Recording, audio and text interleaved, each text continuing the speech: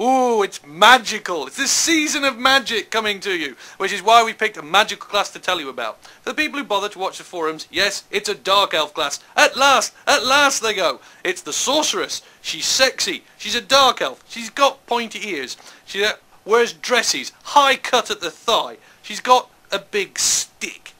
She wanders around elegantly, twiddling her fingers with very nasty nails on, casting awesome magic. This is death magic. From the background, the sorceresses are these marvellous school of magic that Malekith, leader of the Dark Elves, uses to marshal all the forces of energy and attack and danger and death magic and awesomeness. They have great big schools and they wander around and cause an awful lot of trouble.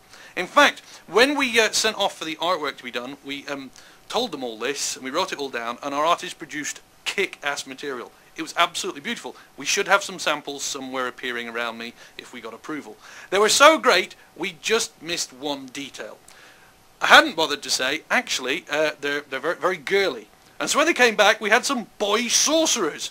And I tell you what, they absolutely rocked. They looked fantastic. So we looked at them and went, gosh, that's great. That's super great. That's beyond fabulous.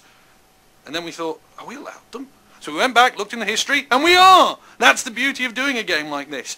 We're able to bring you sorcerer and sorceresses, boy and girl, both cool, both emo, both live forever, both look great in their tight, black, rubbery, spiky uniforms of death, both with their big staffs, both able to throw magic around and be utterly awesome. So you can live in that perpetual idea that you will in fact live forever, be handsome, be young, be pretty, never age. You know, emo goths. They're coming, they're great. On to the mechanics. So that's the background, that's the awkward bit for the fans. Let's get to the important bit. What do you actually do? Well, you fire around spells, obviously, with a big stick, obviously, and you're throwing dark magic. That's the magic lore that they use. Now, what is it about dark magic that makes things absolutely super cool? Well, dark magic is sort of like playing Russian roulette.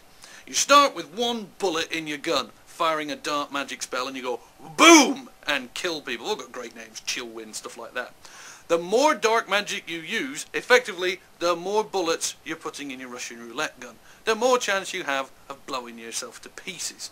And the more dark magic you use, the more powerful you get at it, the more damage you do, the more horror you create. However, the longer you use it, the bigger the chance that dark magic will rip into the reality and blow you to pieces and do immense amount of damage and hurt you.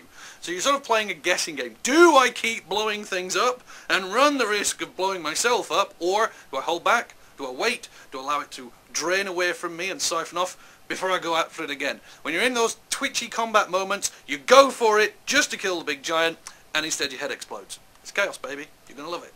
The Sorcerer.